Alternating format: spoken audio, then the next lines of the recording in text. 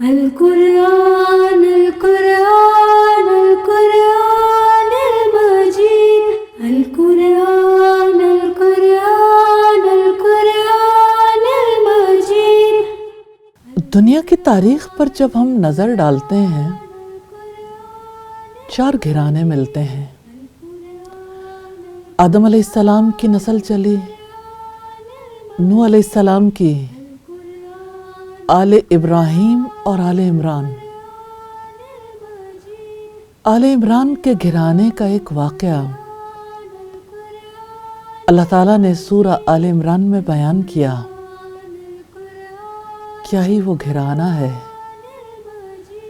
کیا ہی اس گھرانے کے افراد ہیں، کیا ہی ان کا ایمان ہے۔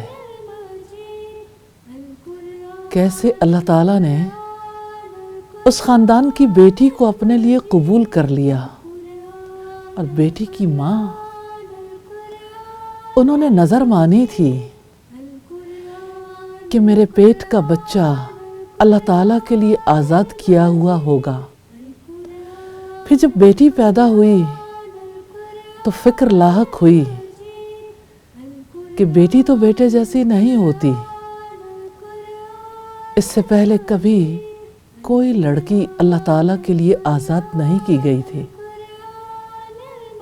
مردوں کو تو آزاد کیا جاتا تھا، لیکن اس سے پہلے ایسی کوئی مثال موجود نہیں تھی۔ پھر اللہ تعالیٰ نے اسے قبول کر لیا، اور مریم بنت عمران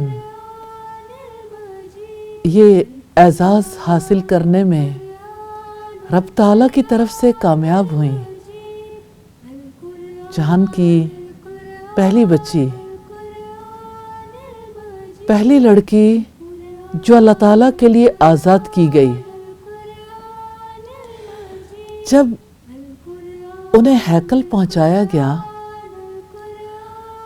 تو مسئلہ تھا ان کی کفالت کا۔ کون ان کی کفالت کرے گا؟ میں جب ان آیات کی تلاوت سنتی ہوں، جب یہ آیات پڑھتی ہوں، تو اسی دور میں پہنچ جاتی ہوں جب قلم ڈالے گئے، جس کا قلم بہنے میں الٹا ہو گیا، قرآن ان کے نام نکلا، اور سیدہ مریم کی کفالت سیدنا زکریا علیہ السلام نے کی۔ آیات کی تلاوت سنتے ہیں۔ اعوذ باللہ من الشیطان الرجیم، بسم اللہ الرحمن الرحیم۔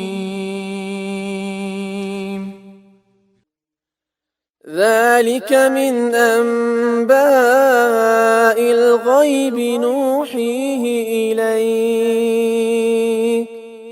وما كنت لديهم إذ يلقون أقلامهم أيهم يكفل مريم وما كنت لديهم إذ يختصمون إذ قالت الملائكة يا مريم إن الله يبشرك بكلمة منه اسمه المسيح عيسى بن مريم وجيها في الدنيا والآخرة ومن المقربين۔ یہ غیب کی کچھ خبریں ہیں۔ غیب کا مالک،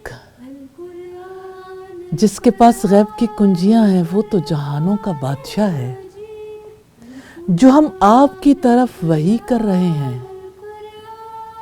محمد رسول اللہ صلی اللہ علیہ وسلم کی طرف، جو امی تھے،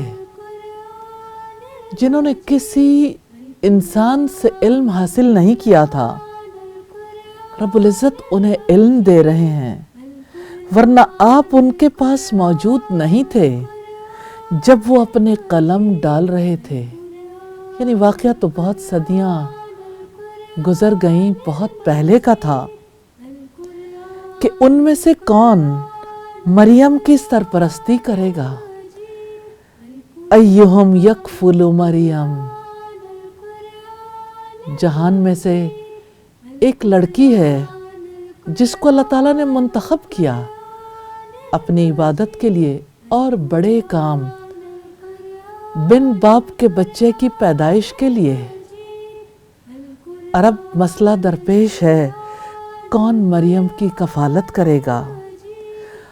اور جب میں یہ پڑھتی ہوں، اور نہ ہی آپ اس وقت ان کے پاس تھے جب وہ جھگڑ رہے تھے، یعنی وہ جھگڑا اس بات پر تھا کون مریم کی کفالت کرے گا. اعزاز تھا، رسول اللہ موجود نہیں تھے اور علم کا کوئی اور سورس نہیں تھا. انبیاء کے پاس بھی غیب کا علم نہیں ہوتا. اللہ رب العزت جس کو جتنا علم دینا چاہے اتنا علم عطا فرما دیتے ہیں. سیدہ مریم جہان والی عورتوں میں سے کتنا بڑا مقام رکھتی ہیں. ان کو اللہ تعالیٰ نے منتخب کیا، اور آج پورے جہان کی عورتوں کے لیے خوشخبری ہے، وہ بھی اپنے رب کے لیے آزاد ہو سکتی ہیں. وہ بھی اپنے رب کا کام انجام دے سکتی ہیں. جہاں وہ عبادت کر سکتی ہیں وہاں وہ علم حاصل کر سکتی ہیں. جہاں وہ اپنے رب کے لیے خالص ہو سکتی ہیں وہاں وہ تعلیم دے سکتی ہیں. لیکن آج بھی سوال ہے، ایہم یکفل مریم، کون مریم کی کفالت کرے گا؟ دنیا میں عورت کی آزادی پہ بہت کام ہے، ویمن امپاورمنٹ کے لیے، لیکن اصل امپاورمنٹ کے لیے کون کوشش کرے گا؟ کون مددگار ہوگا کہ عورت اپنے رب کے لیے آزاد ہو جائے؟ کون یہ کام کرے گا؟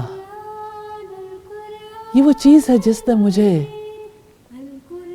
ہمیشہ اندر سے بہت ہلایا ہے، اور میں نے لوگوں کو کال دی ہے کہ اب بھی مددگار ہو سکتے ہیں، اب بھی کفالت کرنے والے ہو سکتے ہیں.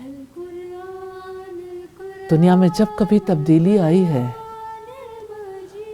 اس تبدیلی میں ماں کا بہت بڑا کردار ہے،